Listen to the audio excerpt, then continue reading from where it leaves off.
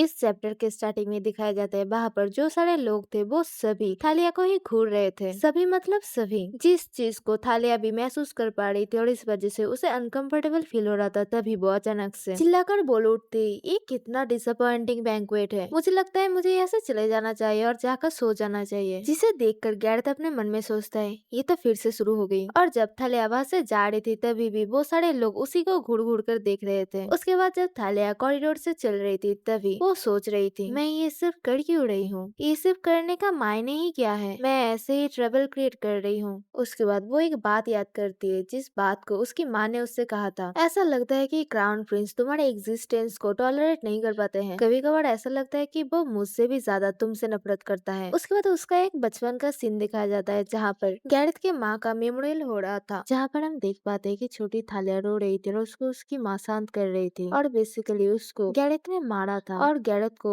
बाकी जो सोल्जर्स थे वो शांत कर रहे थे। और थालिया की माँ नोटिस करती, मतलब सिनेविर ये चीज नोटिस करती कि जब थालिया ऐसे रो रही थी और गैरेथ उसके ऊपर चिल्ला रहा था तभी बाकी लोग कह रहे थे क्राउन प्रिंस ऐसा कैसे कर सकते हैं, वो भी एक छोटी बच्ची के साथ। जिनसे ये बातों को सुनकर थालिया की माँ थालिया के फोrehead पर किस करती है और उसके बाद वो एक शैतानी फेस बनाती है और फिर थालिया हमसे कहती है, उस दिन मतलब लेट क्वीन के मेमोरियल के दिन के बाद से ही मैंने गैरेथ को प्रोवोक करना स्टार्ट कर दिया, जब भी मुझे एक चांस मिलता था और मेरी बुरी रेपुटेशन के बारे में हर जगह पर फैल गई थी। पर उसी के साथ ही क्राउन प्रिंस का जो रेपुटेशन था वो भी नीचे जा रहा था और ये चीज मेरी माँ को खुश कर रही थी। और प्रेजेंट में थालिया अपने आप से कहती है, इवन इन सभी चीजों के बाद भी मैं चाहती हूँ कि मेरी माँ मुझे पसंद करे और मैंने गैरेथ के रेपुटेशन को इतना नीचे गिराया है, फिर भी मेरी माँ ने कभी भी मुझे उतना प्यार नहीं दिया है। असल में तो माँ किसी से भी प्यार नहीं करती है, ना ही राजा से, ना ही उनके अपने बेटे आर्थर से जिसको वो इतना एडोर करती है। सभी लोग अंत तक सिर्फ उनके लिए एक टूल की तरह काम करते हैं। तो अगर मैं उनके सामने मेरा यूजफुलनेस नहीं दिखा पाऊँ तो मैं उनके लिए और कुछ भी नहीं रहूंगी। तभी कोई थालिया को पीछे से कहता है, योर हाइनेस, जिस पर थालिया घूमकर देखती कि वो इंसान उसी के पास में बैठा हुआ था उस बैंक्वेट के अंदर और वो अपने मन में सोचती है, क्या इस लड़के ने मुझे यहाँ तक फॉलो किया है, वो भी सुनसान जगह तक। फिर थालिया उससे पूछती है, तुम क्या चाहते हो, और दोबारा वो गुस्से से पूछती है, मैंने तुमसे पूछा तुम क्या चाहते हो। जिस पर वो लड़का घबराते हुए कहता है, ये उस चीज के बारे में जो कि आप पहले कह रही थी। थालिया कहती है, मैंने पहले क्या कहा था। वो लड़का घबराते हुए कहता है, जैसा कि आप देख सकते हैं आपने बैंक्वेट के अंदर पहले ही कहा था। जिस पर थालिया उससे दूर हटते हुए कहते,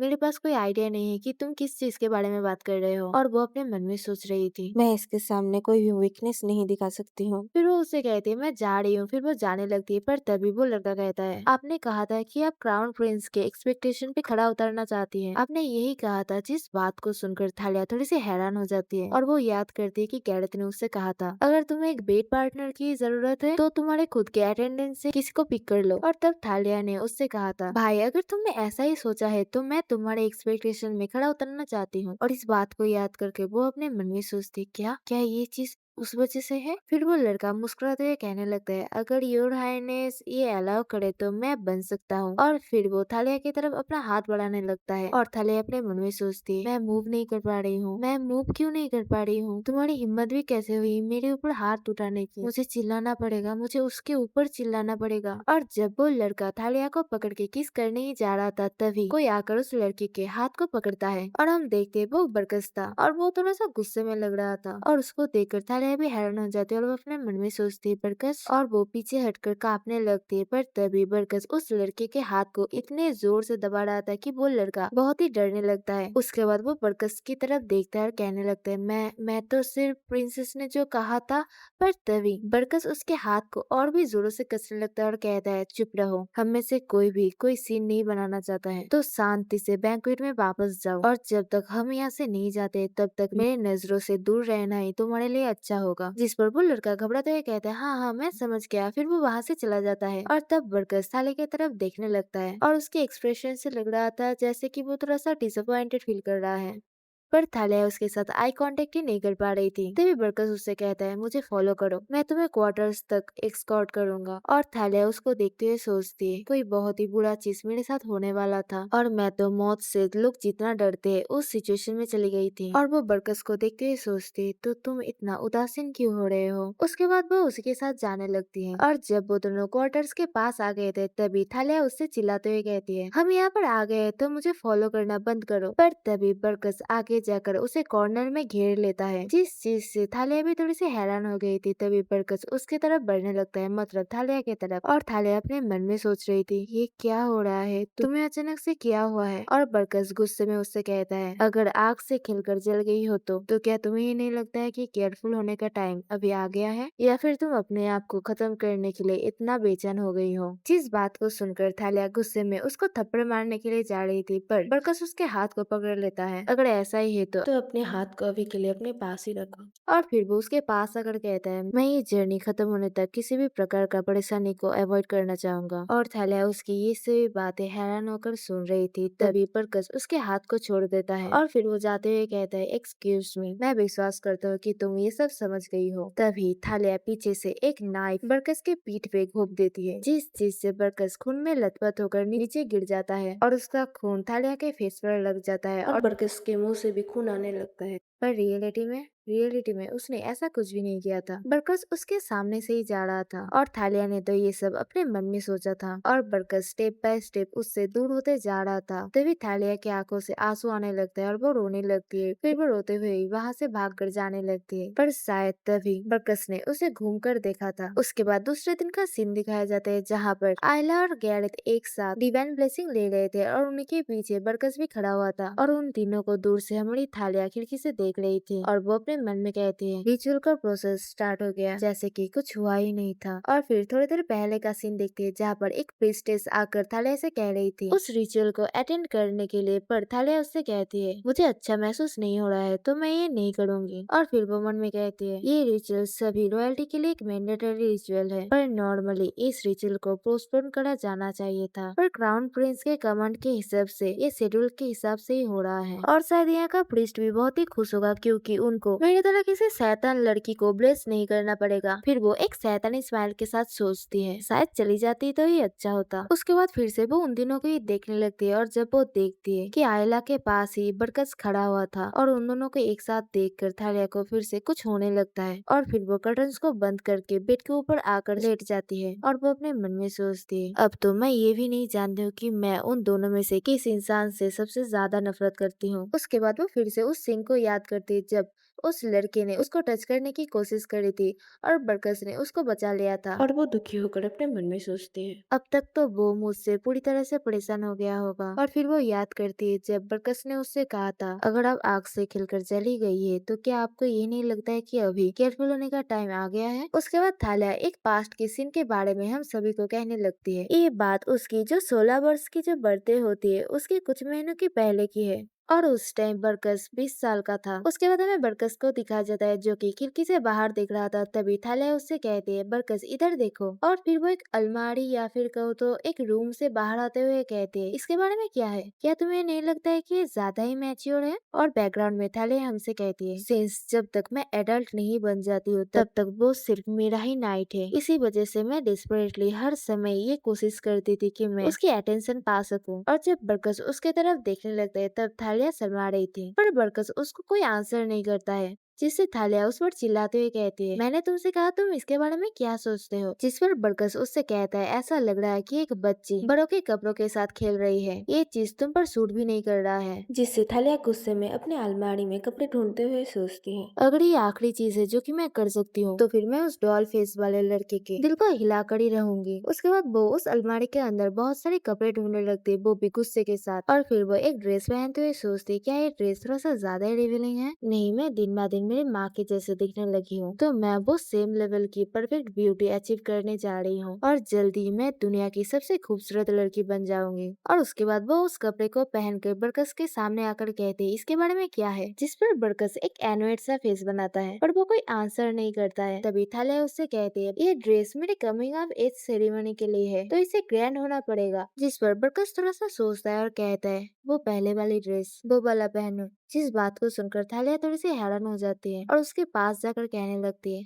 क्या तुम तो ऐसे एक्ट कर रहे थे जैसे कि तुम्हें कोई फर्क ही नहीं पड़ता है। जिस पर बरकस उसी की तरफ ही देख रहा था। तभी थालिया उससे कहती है, तो फिर तुम बहुत अच्छे से ध्यान दे रहे थे। और फिर वो एक नटखट वाली स्माइल करने लगती है। उसके बाद वो बरकस का कहा हुआ ड्रेस पहन कर आती है और कहती है, ये वाला ना। फिर जब थालिया अपने ड्रेस को ही देख रही थी तब हम देख पाते हैं कि बरकस उसी की तरफ ही देख रहा था, पर वो थोड़ा सा दुखी लग रहा था। और थालिया भी उसी की तरफ देखती है और अपने मन में सोचती है, वो मेरी तरफ फिर से उसी तरीके से देख रहा है। किसी वजह से बरकस भी अभी थोड़ा सा अलग बिहेव करता है और उसका वॉइस भी पहले से बहुत ही सॉफ्ट हो गया है मेरी तरफ। उसके बाद थालिया बरकस के हाथ के स्लीप को, मतलब कपड़े के स्लीप को पकड़ते हुए कहती है, अगर मैं इस ड्रेस को पहनकर डांस करूँ तो मैं जरूर एक क्वीन फेरी की तरह लगूंगी, है ना। और वो अपने मन में सोच रही थी, क्या ऐसा हो सकता है कि वो भी दुखी है क्योंकि हमारे रास्ते अलग होने वाले हैं। और थालिया बरकस के हाथ को खींचते हुए उससे कहती है, ऐसे वहाँ पर मत खड़े रहो, आओ मेरे साथ प्रैक्टिस करो। और वो अपने मन में सोच रही थी, जरूर इतनी वक्त के बाद उसे मेरी तरफ कोई ना कोई अफेक्शन तो हुई होगी। उसके उस एक्सप्रेशन की तरफ देखो। और थालिया देखती जब वो उसको खींच रही थी, मतलब बरकस के हाथ को पकड़कर खींच रही थी, वो देखती कि बरकस भी उसके साथ ही आने लगता है, जिस चीज से थालिया हैरान हो जाती है। और वो अपने मन में सोच रही थी, पहले वो मेरे लिए थोड़ा सा भी नहीं हिलता था, मेरे कहने पर भी नहीं, पर अभी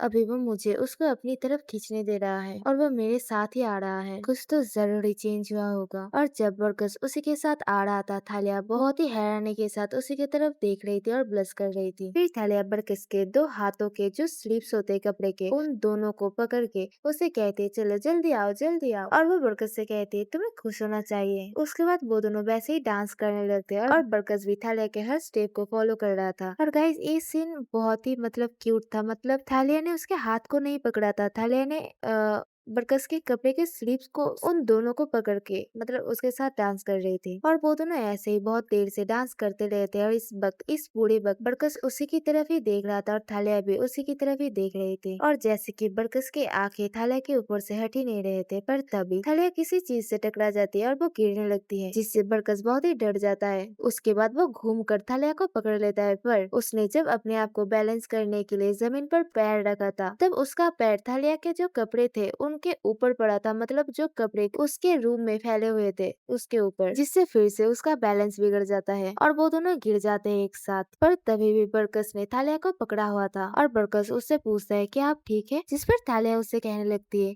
इसी वजह से तुम्हें रूम को पहले क्लीन करना चाहिए था। जिस चीज को सुनकर बरकस का पूरा एक्सप्रेशन ही चेंज हो जाता है, क्योंकि बेसिकली वो एक नाइट है, मतलब रूम क्लीन करने वाला कोई इंसान तो नहीं। फिर थालिया उठते हुए उससे कहने लगती है, अगर मेरे बॉडी में थोड़ा सा भी खरोच आया तो तुम मारे जाओगे, तुम क्लमसी स्कॉट नाइट। पर जब वो उठने की कोशिश कर थी तभी उसे पीछे से खिंचाव पड़ता है, मतलब जैसे कि किसी ने उसके हेयर से उसको पुल करा है। जिससे थालिया बरकस से पूछती, क्या तुमने अभी मेरे हेयर को खींचा। तभी बरकस उससे कहता है, ऐसा लगता है कि जैसे आपका हेयर मेरे बटन में फंस गया है। पर थालिया तभी उठने की कोशिश कर रही थी और वो बहुत ही खींचातानी कर रही थी, जिस चीज से उसे दर्द भी हो रहा था। और वो उससे कह रही थी, इससे दर्द हो रहा है, तुम बेवकूफ। तभी बरकस उसी की तरफ देखने लगता है और वो देखता है कि थालिया की आंखों से आंसू आ रहे थे। और थालिया फिर से जंगली बिल्ली बनते हुए कहती है, क्या क्या क्या क्या हुआ है, अगर तुम्हें कोई प्रॉब्लम है तो कहो। जिस पर बरकस उससे कुछ नहीं कहता है और थालिया को वो अपने पास खींच लेता है और अपने सीने से लगा लेता है। उसके बाद वो थालिया के हेयर को अपने बटन से अलग करने की कोशिश कर रहा था, पर ये अलग ही नहीं हो रहा था और थालिया उसके सीने के ऊपर रहने के हालत पे ही अपने मन में सोच रही थी, क्या तुम थोड़ा ज्यादा ही क्लोज नहीं हो। और वो अपने मन में सोचती है, ये खुशबू, ये मिंट की खुशबू। और फिर वो ब्लश करते हुए घबराते हुए बरकत से कहती है, अगर तुमने मेरे छोटे से भी हेयर को तोड़ा तो तुम मारे जाओगे। जिस पर बरकस उसे कोई आंसर नहीं करता है और वो तभी भी उस चीज को खोलने की कोशिश कर रहा था। पर थालिया का बरकस के इतने पास होने की वजह से थालिया बरकस के जो एडम एप्पल होते हैं, मतलब गले पर, उसी की तरफ देखने लगती है और वो सोचती है, बरकस का हाथ मुझसे टच हो रहा है। और इन सभी चीजों से वो बहुत ही शर्माने लगती है और वो अपना मुंह नीचे कर बरकस से कहती है, क्या ये हो गया है। और वो इतना शर्मा रही थी जिस वजह से उसके हाथ भी पिंक हो रहे थे, जिस चीज को देखकर थालिया अपने मन में सोचती है, क्या क्या मैं इतनी ब्लश कर रही हूँ, ये बहुत ही एम्बैरेसिंग है। और वो अपने मन में सोच रही थी, मैं सभी चीजों को इतने अच्छे से हैंडल करती हूँ, तो फिर क्यों मैं अभी इतना क्यों ब्लश कर रही हूँ। उसके बाद वो बरकस से कहती, भूल जाओ, इसे अभी काट दो, मेरे हेयर को ही काट दो। जिस बात को सुनकर बरकस नीचे की तरफ देखने लगता है, थालिया की तरफ, जहाँ पर वो भी देख पा रहा था कि थालिया का फेस रेड हो गया था। और उस चीज को देखकर बरकस अपने पास से एक नाइफ निकालने लगता है। गाइस इस चीज को नाइफ कहते हैं या फिर तलवार मैं नहीं जानती हूँ, क्योंकि ये ना नाइफ है ना तलवार, बीच वाला चीज है, तो समझ जाओ थोड़ा सा। और जब बरकस उस चीज को निकालने लगता है, मतलब उस नाइफ को निकालने लगता है, जिस चीज को देखकर थालिया बहुत ही घबरा जाती है और वो बरकस के कपड़े को पकड़ती है और अपने चेहरे को उसके सीने में लगा देती है। और वो बरकस से कहती है पर ज्यादा हेयर मत काटना। उसके बाद बरकस अपने नाइफ को चला देता है और हमें थोड़ी सी हेयर दिखाई जाती है। उसके बाद थालिया भी पीछे मुड़कर देखती है, पर देखती है कि बरकस ने उसकी हेयर को नहीं काटा था, उसने तो अपने कपड़े के बटन को ही काट दिया था। फिर थालिया उस बटन को उठाकर देखने लगती है और बरकस वहाँ से खड़ा हो जाता है और वो उससे कहता है तुम कब तक वहाँ पर बैठी रहने वाली हो। पर तभी थालिया उसे ब्लश करते हुए देखते हुए सोचती ये थोड़ा सा ऑकवर्ड है। उसके बाद थालिया भी खड़ी हो जाती है और वो बरकस का बटन उसे देते हुए कहते ये लो। जिस पर बरकस उससे कहता है मुझे अभी इस चीज की और जरूरत नहीं है, तो फिर तुम इस चीज को फेंक सकती हो। फिर बरकस खिड़की के बाहर देखता है जहाँ पर वो देखता है कि सूरज ढलने ही वाला था। और फिर वो थालिया की तरफ देखते है जहाँ पर थालिया भी बरकस की तरफ ही देख रहा था। और बरकस तभी उससे पूछता है क्या मैं अभी जा सकता हूँ। थालिया कहते ओ हाँ हाँ तुम जा सकते हो। उसके बाद रात का सीन दिखाया जाता है जहाँ पर थालिया उस बटन को ही देख रही थी और उस बटन को उसने एक ज्वेलरी बॉक्स के अंदर डाल दिया था। और वो हमसे कहती है उस दिन रात को मैं एक स्ट्रेंज फीलिंग की वजह से सो नहीं पा रही थी और ना ही मैं उस दिन सो पाई थी। और फिर वो सोचती शायद नहीं, ये नहीं हो सकता है, पर शायद ये हो भी सकता है। और ये सब सोचते हुए वो बहुत ही खुश हो रही थी, पर हमें कहा जाता है उसकी वो खुशियाँ ज्यादा दिनों तक नहीं रहती है, क्योंकि कुछ दिनों बाद ही बरकस और आयला के शादी के बाद चारों तरफ फैलने लगी थी। और दूसरे सिनेमा में दिखाया जाता है कि थालिया भागकर जा रही थी और वो अपने मन में सोच रही थी नहीं, ये नहीं हो सकता है। आयला और बरकस, और उसके फेस को देखकर ही पता चल रहा था कि वो बहुत ही शौक में थी और वो सोच रही थी नहीं, ये नहीं हो सकता है। और फिर जब वो एक कमरे के दरवाजे को पकड़ती है, वो सुन पाती है एक लड़की कह रही थी तुम उस लड़की से प्यार नहीं करते हो। क्या तुम करते हो? तुम उस लड़की से सिर्फ पॉलिटिकल रीजंस की वजह से शादी कर रहे हो, प्लीज मुझसे कहो ये सब झूठ है। और थालिया दरवाजे से झाँक कर देखती कि एक लड़की बरकस के गले लगकर रो रही थी और वो सोचती ये लड़की कौन है। तभी बरकस उस लड़की को अपने आप से हटाते हुए कोल्ड आवाज में कहता है मुझे समझ ही नहीं आ रहा है क्यों मेरा आंसर तुम्हारे लिए मैटर करता है। अगर ये पॉलिटिकल रीजंस की वजह से भी हो तो क्या इससे कुछ बदलेगा? और उसकी इस आंसर और टोन को सुनकर थालिया हैरान हो जाती है। उसके बाद फिर से बरकस उस लड़की से कहने लगता है मैंने फर्स्ट प्रिंसेस से प्रॉमिस किया था कि मैं उनको मेरा वाइफ बनाऊंगा और मैं उस प्रॉमिस को ही फुलफिल करना चाहता हूँ। मैं नहीं जानता हूँ कि तुमने मुझसे क्या एक्सपेक्ट किया था, पर मैंने स्टार्टिंग से ही ये चीज क्लियर कर दिया था कि मेरे पास तुम्हारे फीलिंग्स को रिटर्न करने के लिए कोई इंटेंशन नहीं है। मैं आशा करता हूँ कि फ्यूचर में हमारे बीच में ऐसा कोई अनकंफर्टेबल एनकाउंटर नहीं होगा। और अभी जब एंगेजमेंट ऑफिशियल हो गई है तो मैं कोई भी अननेसेसरी स्कैंडल को अवॉइड करना चाहता हूँ। और इस पूरे टाइम वो लड़की रोती ही रहती है। तभी थालिया उस दरवाजे को छोड़ देती है और वो लौट कर जाने लगती है और भागते हुए जाते हुए वो सोचती है अगर मैं थोड़ी देर पहले आ जाती तो उस जगह पर मैं होती, उस जगह पर मैं वहाँ पर बैठ कर रोती रहती। और वो डरते हुए सोच रही थी क्या होता अगर मैं बरकस को जब मेरी फीलिंग्स के बारे में बताती तब बरकस मेरी तरफ ऐसे देखता तो, उस तरह से देखता तो क्या होता अगर वो मुझे एक एनोइंग चीज की तरह ट्रीट करता तो फिर मैं वहीं पर ही मर जाती उसी मोमेंट पर। और ये सब चीजें सोच कर ही थालिया का दिल सहम गया था और वो फिर से सोचती मैं सच में उससे डर रही हूँ, ये इंसान उसके कुछ वर्ड्स के साथ ही मुझे मेरे मौत के साथ मिलवा सकता है। उसके बाद दूसरे सीन में दिखाया जाता है जहाँ पर थालिया कहीं पर जा रही थी और बरकस उसी के पीछे पीछे आ रहा था और बरकस उससे कहता है ये डेंजरस है। और जब वो थालिया को पकड़ने के लिए जा रहा था तभी थालिया उससे कहता है मेरे पास मत आना और वो बरकस के हाथ को अपने पास से हटा देती है। और वो बरकस की तरफ ऐसे देख रही थी जैसे कि वो उससे डर रही है, जिस चीज को देखकर बरकस भी थोड़ा सा हैरान था। और थालिया अपने मन में सोच रही थी अगर मैं इन फीलिंग्स को कंट्रोल नहीं कर पाई तो अंत में मुझे एक एक्सट्रीम पेन झेलनी पड़ेगी। और मैंने पहले से भी ज्यादा स्ट्रगल करना स्टार्ट कर दिया था, वो भी डिस्परेटली। और मैंने वो सभी ड्रेस पहनना स्टार्ट कर दिया था जिन सभी कपड़ों को बरकस ने मुझे पहनने के लिए मना किया था और उसने कहा था कि ये सभी मेरे ऊपर सूट नहीं करते हैं। और तभी से मैंने इम्पीरियल पैलेस में जो रोज गार्ड बैंक्वेट होती थी उन सभी को अटेंड करना भी स्टार्ट कर दिया था, जिन सभी को मेरी माँ मतलब एम्प्रेस होस्ट करती थी। और उन बैंक्वेट के अंदर थालिया को देखकर सभी बड़े लोग कह रहे थे ये लड़की तो सिनेवियर की याद दिला रही है जब वो यंग थी, और एक्चुअल में तो वो एग्जैक्टली सिनेवियर की तरह ही दिखती है। और थालिया अपने मन में सोचते एक ऐसे हॉल में जहाँ पर मेरे मॉम के एडमायर से बड़े बड़े थे, मैं शायद वहाँ पर ये शो ऑफ करना चाहती थी कि देखो तुमने क्या मिस कर दिया है, यहाँ पर बहुत सारे लोग हैं जो कि मुझे ही चाहते हैं। और हम देखते थालिया उन सभी लोगों के बीच में बैठी बैठी हुई थी और बरकस दूर से उसी के ऊपर ही नजर रख रहा था। और थालिया फिर से कहती है, मैं आयला से भी ज्यादा खूबसूरत औरत बनूंगी, मेरे मॉम जितना खूबसूरत। उसके बाद थालिया छुप कर बरकस की तरफ देखती है, पर देखती है बरकस नॉर्मली वहाँ पर खड़ा हुआ था, उसको कोई फर्क ही नहीं पड़ रहा था। जिस चीज से थालिया को बुरा लगता है और वो अपने मन में सोचती है, तुम इतना उदासीन क्यों हो? तुम मेरे साथ 7 साल के लिए थे, तो फिर क्या तुम थोड़ी सी भी चिंता करने की प्रिटेंड भी नहीं कर सकते हो? क्या तुम मुझे रोकने की भी कोशिश नहीं कर सकते हो? उसके बाद फिर से एक दूसरे दिन का सीन दिखाया जाता है, जहाँ पर थालिया फिर से उसी बैंक्वेट में थे, जहाँ पर बाकी बड़े बड़े आदमी कह रहे थे, आप आज फिर से बहुत ही ड्रंक है। और उन सभी लोगों के नियत अच्छे नहीं लग रहे थे। वो सभी थालिया को टच कर रहे थे और वो सभी थालिया से कहते हैं, रुकिए रुकिए, मुझे आपको सपोर्ट करने दीजिए। और ये सब चीजें कह के वो सभी उसको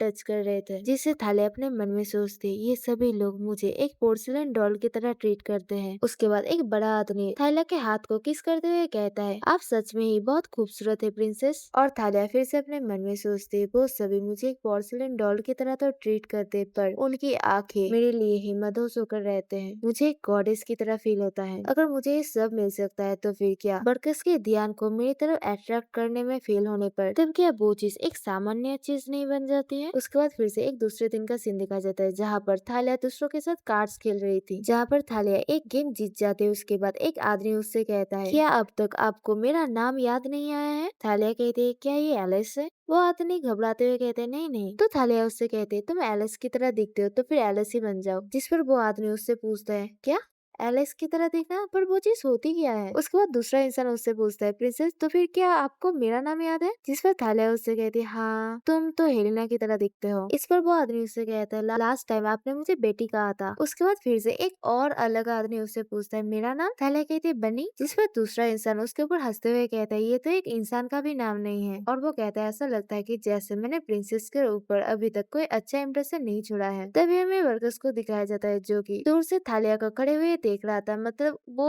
उसका नाइट गार्ड है, मतलब उसका गार्ड है। तो फिर थालिया जहाँ पर भी जाएगी बरकस को उसको वहीं पर फॉलो करना पड़ेगा, इसलिए वो भी वहाँ पर था। तभी थालिया के पीछे से एक अलग आदमी आकर कहता है, योर हाइनेस आप तो फिर से कम्प्लीटली ड्रंक हो गई हैं। जिसे देखकर थालिया खुश होते हुए कहती है, मरगस। और उस वक्त बरकस भी उसी आदमी को ही घूर घूर कर देख रहा था। तभी वो आदमी थालिया को एक गिफ्ट देते हुए कहता है, ये गिफ्ट आपके लिए है। और वो गिफ्ट असल में एक बनी था, मतलब एक सॉफ्ट टॉय। फिर वो आदमी उससे कहता है, मतलब मरगस उससे कहता है, आपकी एज में प्रिंसेस आपको इन सभी चीजों से खेलना चाहिए, ना कि कार्ड से। जिस चीज को लेकर थालिया कहती है, ये चीज क्या है, मैं तो एक बच्ची भी नहीं हूँ। उसके बाद थालिया उस आदमी के पीछे पीछे जाने लगती है, जहाँ पर वो आदमी उससे कहता है, लास्ट टाइम हम जिस पजल को पूरा कर रहे थे, क्या हम उस चीज को कंप्लीट करें? और थालिया भी उससे कहती है, हाँ हाँ जरूर। और थालिया अपने मन में सोचती, ये इंसान, इस इंसान ने मुझे एक दूसरे तरीके से अप्रोच किया था, जो कि एक स्ट्रेंज वे था। उसने कभी भी मुझे टच नहीं किया था, वो हमेशा मुझे एडवाइसेस देता था और खिलौने देता था। और हम देखते जब वो दोनों एक साथ बैठकर पजल सॉल्व कर रहे थे, तभी थालिया हंस रही थी उसके ऊपर, जिससे वो आदमी मतलब मरगस उससे कहता है, मैं ध्यान लगाने की कोशिश कर रही हूँ, तो प्लीज शांत रहिए। और थालिया उससे कहती, तुम्हारा फेस सच में बहुत ही अम्यूजिंग है। उसके बाद थालिया जब ड्रिंक करने के लिए जा रही थी, तभी मैगस उसके हाथ से उसके ड्रिंक को छीनते हुए कहता है, प्रिंसेस प्लीज ड्रिंक करना बंद कर दीजिए। किसी यूजलेस चीज को खुद के इतने पास रखने का क्या मतलब है? ये चीज तो आपकी कोई मदद भी नहीं करता है प्रिंसेस। जिस चीज से थालिया थोड़ी सी नाराज होने लगती है और वो अपने मन में सोचती, ये कितना एरोगेंट है। उसके बाद थालिया अपने मन में सोच रही थी, क्या एक अंकल होने का फीलिंग ऐसा ही है? और बरकस भी इस पूरे समय थालिया को ही देख रहा था। और थालिया बैकग्राउंड में हमसे कहती है, मैं इतना लोगों से अफेक्शन पाना चाहती थी, जिस वजह से मैंने इजीली अपनी सतर्कता कम कर दी थी मेरे कमिंग ऑफ एज के सेरेमनी के 4 दिन पहले शाम को। उसके बाद हमें दिखाया जाता है, वो आदमी मरगस रात को ही थालिया के पास आकर कहता है, मतलब थालिया के पैलेस के सामने उससे गेट के पास आकर कहता है, योर हाइनेस इस चीज को देखिए, मैंने आखिरकार उस पजल को ढूंढ ही लिया जिसके बारे में मैंने आपसे कहा था। योर हाइनेस आप सोच भी नहीं सकती है मैंने इसे पाने के लिए कितना हार्ड वर्क किया है। मैं राजा की गिफ्ट के लिए भी इतना एफर्ट नहीं देता हूँ। पर उसे देखकर थालिया और उसकी मेट दोनों ही थोड़ी सी हैरान थे। फिर थालिया उससे पूछती, क्या तुम्हें पता भी है क्या टाइम हो रहा है? और वो अपने मन में सोच रही थी, अब तो बरकस भी अपनी ड्यूटी में नहीं है, वो भी चला गया है। जिस पर मैगस मतलब वो आदमी थालिया से कहने लगता है, मैंने तो ओरिजिनली प्लान किया था कि मैं ये गिफ्ट आपको आपके बर्थडे के दिन दूंगा, पर अचानक से मुझे कल ही इस कैपिटल को छोड़कर जाना पड़ेगा। इसी वजह से आपको कोई इन्फॉर्मेशन दिए बिना ही मुझे आना पड़ा है आपको ये गिफ्ट देने के लिए। क्या आप मेरे इस रूडनेस को क्षमा करेंगे? जिस पर थालिया कहते हैं, मेरे पास और कोई चॉइस भी नहीं है, तो फिर चले आओ। और थालिया अपने मन में सोचती, ये पहली बार है जब मैंने बरकस को छोड़कर और मेरे मेट को छोड़कर मेरे रूम में किसी को आने के लिए दिया है। और वो सोच रही थी जो साफ सुथरा जगह है वो शायद वो स्टडी रूम ही है। और जब वो ये सब सोचते हुए जा ही रही थी, तभी वो आदमी मैगस उसी के पीछे पीछे ही चल रहा था। और गाइस, इसी के साथ जितने चैप्टर्स अभी तक रिलीज हुए थे वो सभी मैंने एक्सप्लेन कर दिया है। तो अगर तुम सभी को ये स्टोरीज अच्छी लग रही है तो मेरे चैनल को सपोर्ट करना, क्योंकि आगे भी